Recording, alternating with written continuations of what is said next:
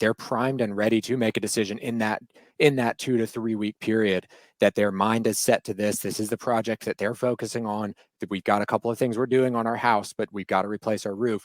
And the other side is the urgency of a customer who needs a roof replacement, and them understanding that cadence of constant communication, knowing that these people are available, you're here and you're connected, and I'm not waiting 3 days to get your proposal. I'm not waiting a 3-day period at any point to have communication. I know that if this is really urgent, I know you're here and ready and hungry for this job, not in a desperation sense, but there and prompt and available to have their needs met. Make it easy. So Roof Quote Pro makes it easy. But you're giving the customer what they want. I'm not a proponent. I do not believe the customer is always right. I believe the customer is actually typically wrong. We need to give the customer what they want, though, which is an easy path to use our services. You need to guide them through this. We are professionals. We are going to show them exactly what they need, and they need to trust us to do the right thing.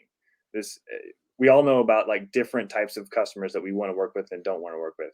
But what Roof Quote Pro does is it gives them what they want. It's 9:30 at night. They want to know a ballpark price. They may be skeptical. They're like, this is cool. They'll use this. And we've had lots of people I can see they'll use Roof Quote Pro like 3 times in the same day, because they're like, all right, what about this? And I'll oh, I didn't move the measurement here, so now it's more accurate. Like it's almost gamified. So you're giving them what they want. They want a ballpark price. All right, then what do they want? Now what do I do? I need to schedule an inspection. I don't trust this is right. So I'm going to schedule this as right. Whatever the reason is, whatever their objection is, you just make it easy. Yep.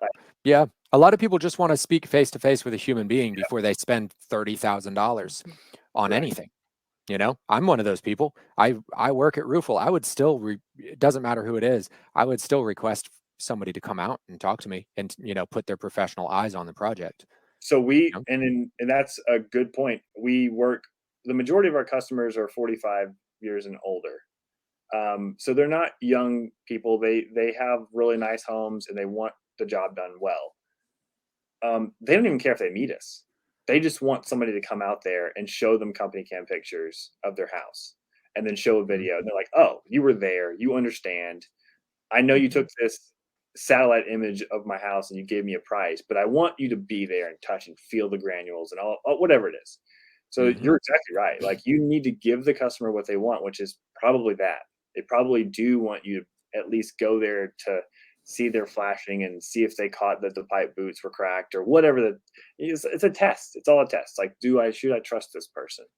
And I say person unintentionally because it is the automation coming to the person, to the sales rep. It's not the company. Even you can have 10. We've had ProLine. We have a lot of companies with way more than 10 sales reps. It doesn't matter. The person, the company is still selling that person to another person, and that's it, because people buy people still. It doesn't change. The brand can be great, but they still want to talk to that person. They want to know that John was on my roof and he looked at the flashing around my chimney that I thought was jacked up, and he pointed it out before I even told him about it. So it's a big deal.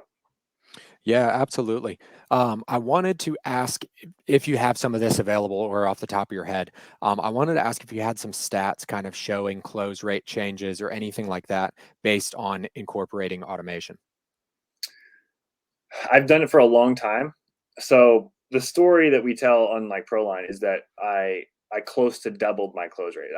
For real, people don't actually know their close rate. They don't actually do the simple math of like, I went to 60 appointments this week and I closed this many jobs. That's your close rate. Like, if you're closing higher than 45%, then you probably need to raise your prices. That's just my take on it for most people. For retail, that's generally what you're thinking about.